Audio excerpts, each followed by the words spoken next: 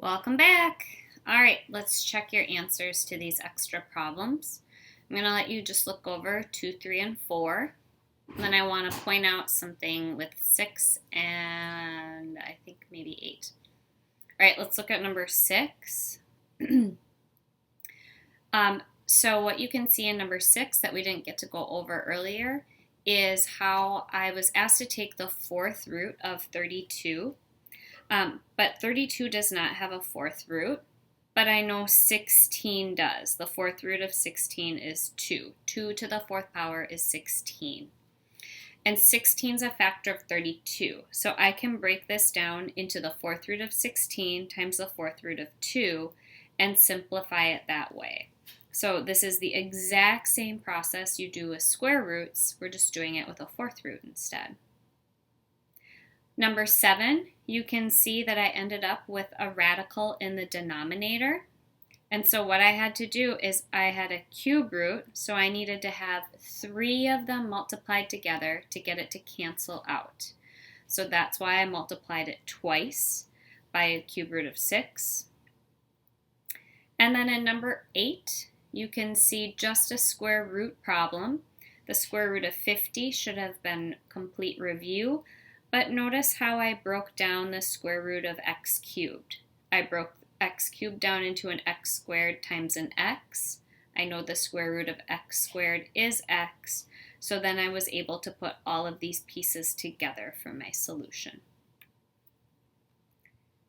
Okay, let's look now at our next topic, which is radical expressions.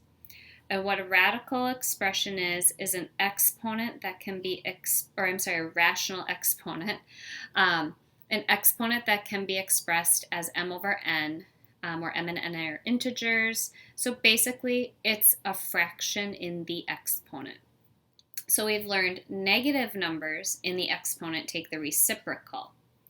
What a fraction in the exponent means is that we're taking a root. So this idea of writing things like we did with a fourth root, we actually don't do much beyond Algebra 2. So once you get to pre-calc and calculus, this is the format you will see most of your work done in.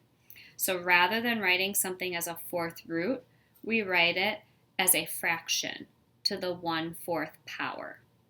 The denominator of your fraction is the index, so you can see that there.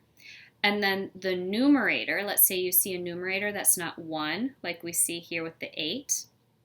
That numerator, that 2, that is your exponent.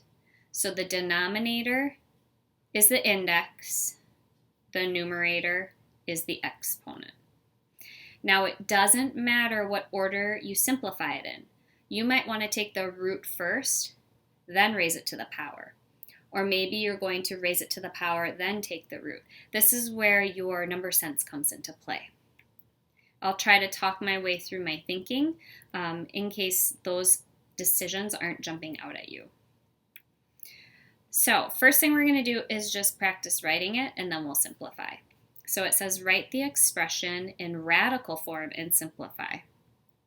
So the base is my radicand. So I'm going to start there. So I'll have a negative 32. The denominator is my index. The numerator is my power. It does not matter what order I simplify it in. So what I'm going to choose to do first is take the fifth root of negative 32, because I think that is 2. I'm going to try it out. 2 to the 5th power. Yep, it's 32. So I'm going to simplify that part first, okay?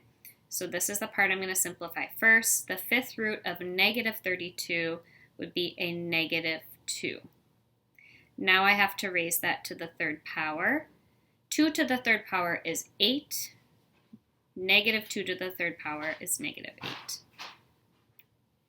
The reason I chose to take that in the 5th root first is because I knew what it was, and then I was going from small numbers to big numbers rather than big numbers back down. All right, next one. We're going to go write this again. Draw your radical symbol. The base goes underneath. The denominator is your index. The numerator is your power. I don't have to write an index of 2, so I could also write this as the square root of 4 to the 5th power. First thing I'm going to do is take the square root of 4 because I know what it is. And then 2 to the 5th power, I just reviewed, is 32. All right, we're going to try going the other way. It says write each expression by using rational exponents. Notice it does not say that we have to simplify. So we're just going to rewrite it and then we're done. All right, so the radicand is 13. That's my base. Now I have to use the 8 and the 4. The 4 is my numerator. The 8 is my denominator. I will simplify this to be 13 to the 1/2 power because it does seem kind of silly to leave a fraction as 4/8. I just can't do it. All right, last one of these. The radicand is 3. That is the base. The exponent is 15. The index is 5. I can simplify this as 3 to the 3rd power. Oh, it's so hard to not just keep going. If these were the directions on a test or quiz, this is where I would expect you to stop. But chances are on a test or quiz, I would write simplify at the end. All right, last little bit for the week. All of our properties of powers and exponents hold.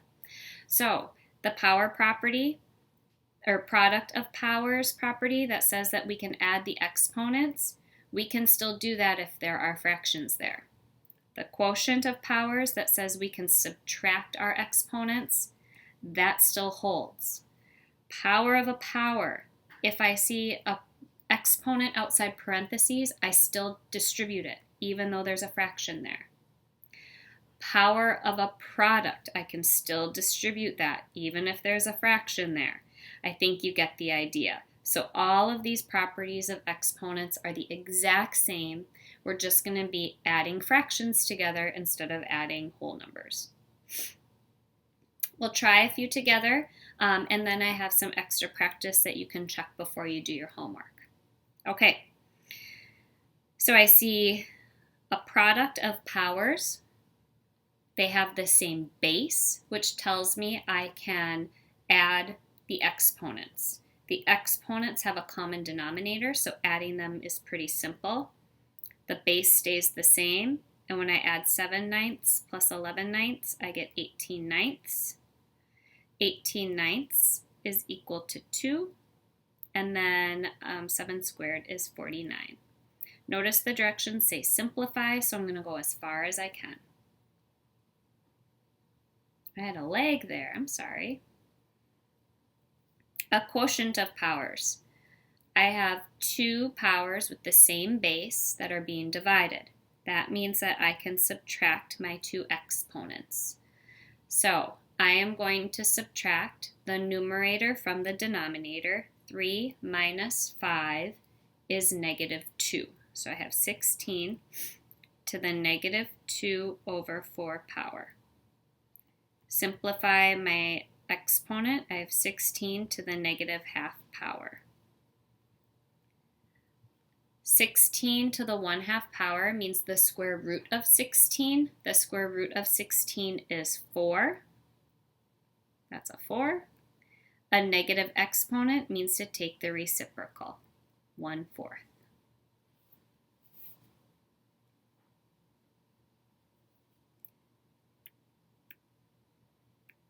All right, I have some extra practice here for you because these rules are, as you saw, the exact same. So I want you to practice these on your own. Quick at the end of this video, I'll drop in a screenshot of my work shown for these so you can check your answer. But before we go, let's fill in these blanks here. It says properties of roots apply only to radicals with the same what? And the answer to that would be radicand. Oh, I'm sorry. the answer to that, it doesn't matter what the radicand is. It matters what the index is, that little number. Properties of rational exponents only work when you have the same base, okay?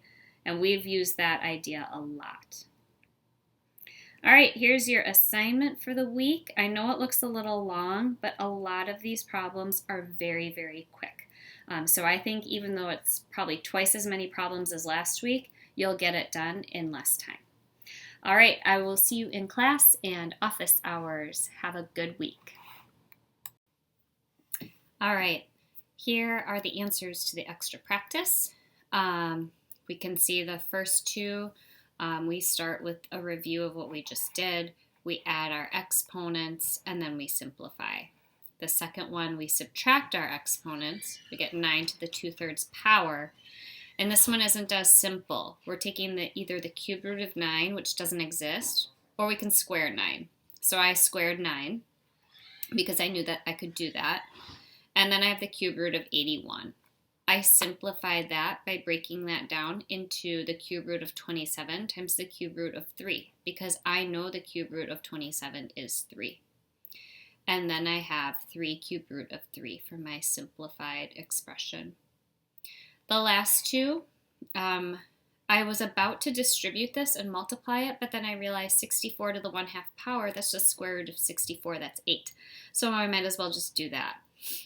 Raise it to the 1/3 power, and then I get 2. The last one, I'm taking the cube root of each. All right, everybody, have a great week.